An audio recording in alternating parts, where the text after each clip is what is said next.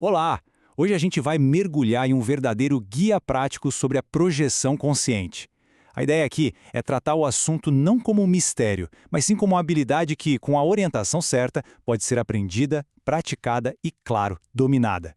Pense nisso como um manual mesmo, com passo a passo. E para começar, essa citação da nossa fonte já define perfeitamente o tom da conversa. A proposta é encarar essa prática como um tipo de atletismo transcendental.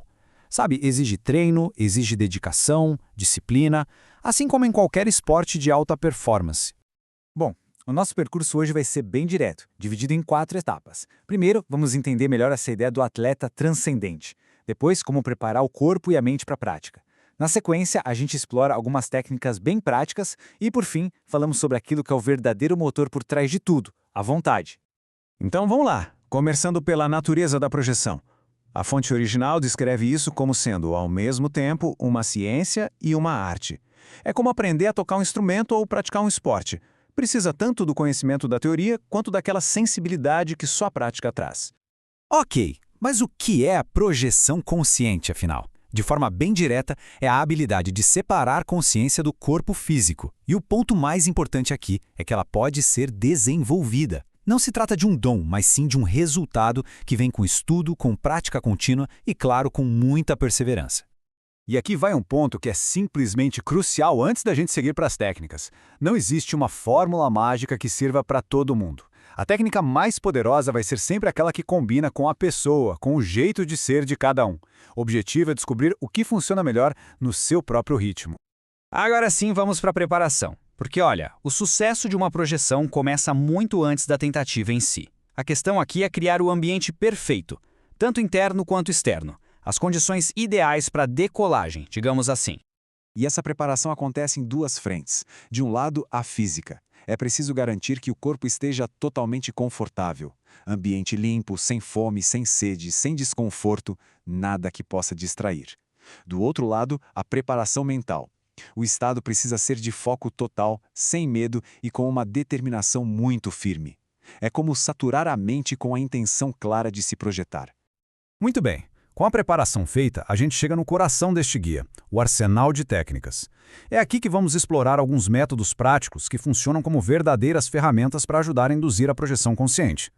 A fonte original apresenta dezenas e dezenas de técnicas, o que pode até assustar um pouco no começo. Então a grande pergunta é, por onde começar? Qual seria um bom ponto de partida para quem quer treinar essa habilidade?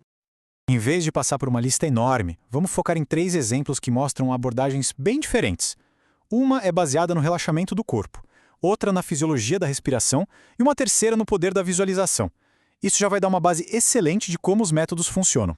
A primeira técnica, e talvez a mais fundamental de todas, é a do autorrelaxamento. A lógica por trás dela é bem simples. Ao levar o corpo a um estado de imobilidade total, de passividade completa, cria-se a condição perfeita para que a consciência consiga se desencaixar dele. É quase um pré-requisito para muitas outras técnicas. E como se faz isso? O método é o do relaxamento progressivo. Primeiro é preciso encontrar um lugar calmo. O processo é o seguinte: contrair um grupo de músculos, por exemplo os pés, por uns 5 segundos enquanto inspira. Depois, relaxar totalmente essa área por 20 segundos, ao expirar. A chave é sentir a diferença entre a tensão e o relaxamento e ir avançando assim, de forma metódica, pelo corpo todo, até chegar numa imobilidade total. A nossa segunda abordagem é bem diferente, a respiração rítmica. Aqui, o foco não é muscular, é químico. A técnica usa um padrão específico de respiração para alterar a concentração de gases no corpo, o que, por sua vez, cria um estado fisiológico que facilita a separação da consciência.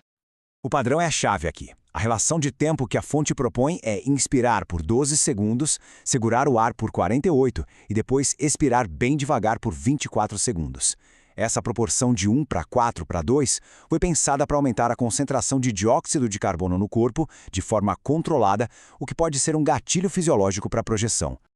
A terceira técnica que a gente vai ver é puramente mental, a abertura da porta.